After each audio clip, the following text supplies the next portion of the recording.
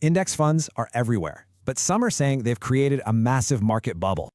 So, is your safe 401k way more dangerous than you think? Let's break it down.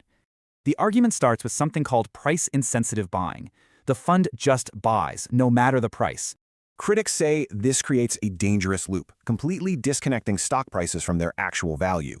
Here's how it works. Money comes in, funds buy the biggest stocks, and their prices just keep going up.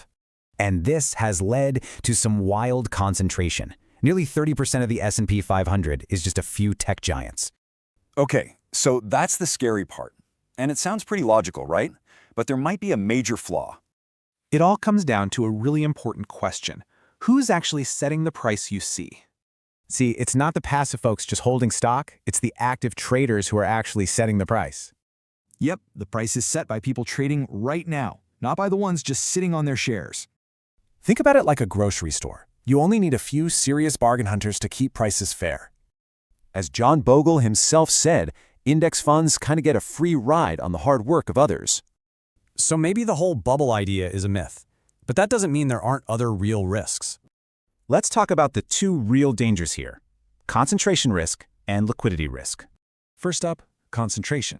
You might think you own 500 stocks, but you're actually making a huge bet on just a handful. Just think, nearly a third of your S&P 500 fund is tied up in only the top 10 tech companies. The other big one is liquidity risk. What if everyone tries to rush for the exits at the same time? So the big question is, how do you invest smarter, knowing all this? Well, you don't have to ditch index funds. Here are 3 simple moves to make your portfolio more resilient. First, look beyond just the S&P 500. Going global is an easy way to dilute that heavy US tech risk.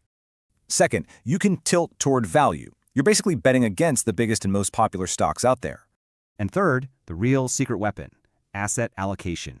Owning bonds is what lets you ride out the storm.